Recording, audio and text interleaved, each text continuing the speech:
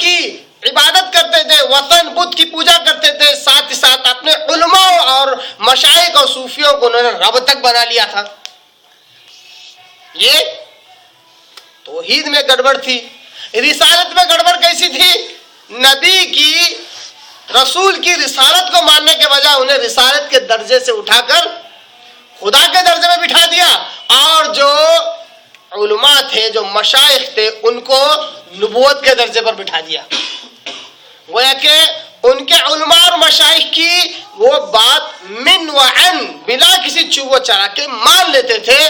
اسی کو آپ صلی اللہ علیہ وسلم نے کہا کہ تم نے اپنے علماء اور مشائخ کو رب بنا لیا.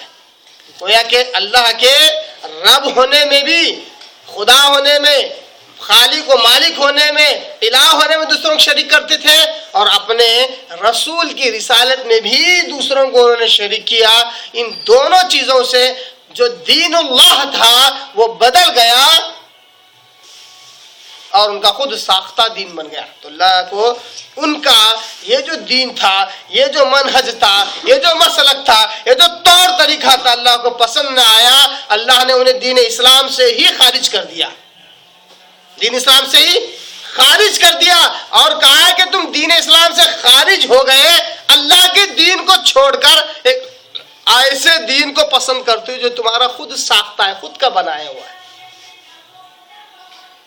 اگر یہ تنبیہ یہودیوں اور عیسائیوں پر ہو سکتی ہے, اگر جزر توبیخ یہودیوں اور عیسائیوں پر ہو سکتی ہے, تو کیا یہی جزر توبیخ مسلمانوں پر ہو سکتی ہے؟ کیا مسلمان اللہ کے ساتھ کسی اور کو شریک کر رہے ہیں؟ ظاہر سی باتیں کر رہے ہیں, جیسا کہ ہم دیکھتے ہیں عام طور پر غیر اللہ کے آگے سجدہ کرنا, رونا, گڑگڑانا, مدد مانگنا, دور دور سے سفر کر کے جانا, بکرے مرغے ذبح کرنا, دہائی دینا, یہ سب کچھ تو ہے ہی. اس کے علاوہ زندے مردے سب کے آگے سجدہ کرنا, یہ تو ہے ہی. کتے بلی جانور ان کی بھی قبر بنا کر ان کے آگے بھی رونا گڑگڑانا, یہ تو ہے ہی. اس کے علاوہ ایسی قبر اس میں کچھ نہیں ہے, بالکل زیرو خالی ہے, اس کے آگے بھی رونا گڑگڑانا, یہ سمجھ کر کہ اس میں کچھ ہے. یہ تو مسلمان یہ شرک پایا جاتا ہے. اسی طرح جو کچھ نام کو فار دا نیم سیک, برائے نام, جو شرک سے بچے ہوئے جو گروہ ہے, وہ شرک فی رسالت میں ملوث ہے. جو گروہ شرک فی اللہ میں ملوث ہے وہ تو ہے ہی, ان کے تو پورے عقیدے, ان کا جو عقیدہ ہے وہ تو پورا غرق ہو چکا ہے, عقیدے کا بالکل بیڑا غرق ہو چکا ہے. اب جو نام سے, برائے نام, یہ بات بھی کہہ رہا ہوں, جو برائے نام شرک فی اللہ سے بچنے کا دعویٰ کرتے ہیں, بچے ہوئے نظر آتے ہیں, وہ شرک فی رسالت ملوث ہے. انہوں نے رسول کا جو درجہ ہے وہ کسی اور کو اس طرح دے رکھا ہے کہ حدیث اگر آ جائے اس کی اتنی اہمیت نہیں ہوگی جتنا کسی کا قول, کسی کا فعل, کسی کی زندگی اگر آ جائے, اتنی زیادہ اہمیت ہوتی ہے.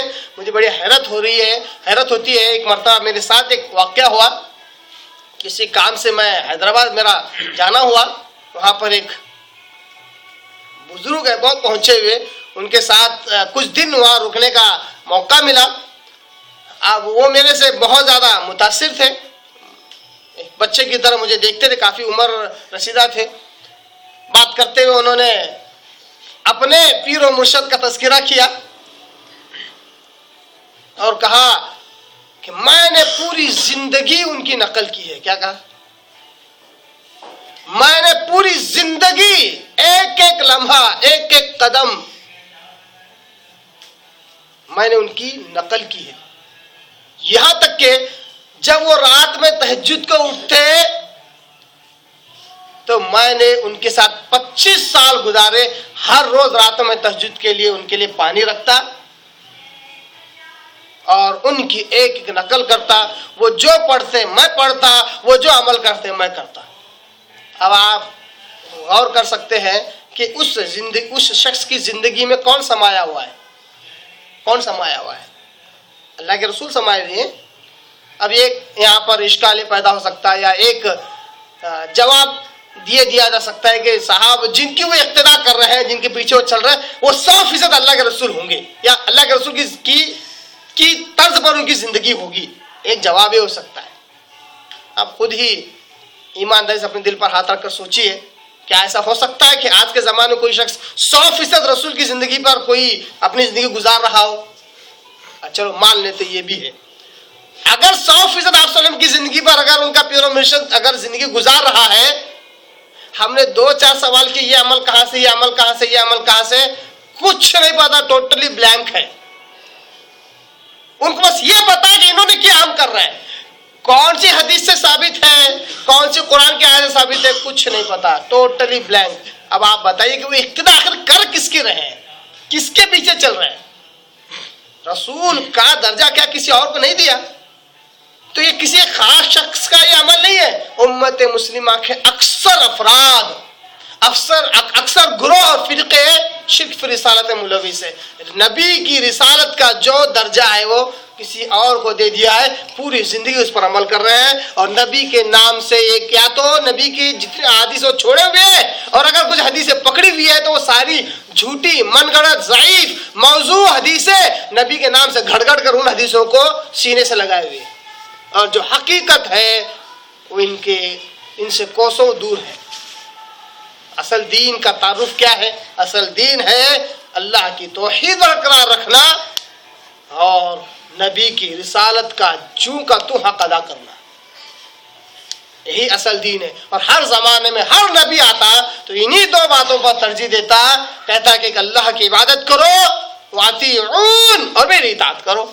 ہر نبی یہی کہتا، اور ہر زمانے میں اسلام کا جو تعارف ہے، اسلام کا جو اسلام کی جو ڈیفینیشن ہے وہ یہی ہے، ایک اللہ کی عبادت کرنا، وقت کے نبی کی اطاعت کرنا، تیسری کوئی چیز نہیں ہے۔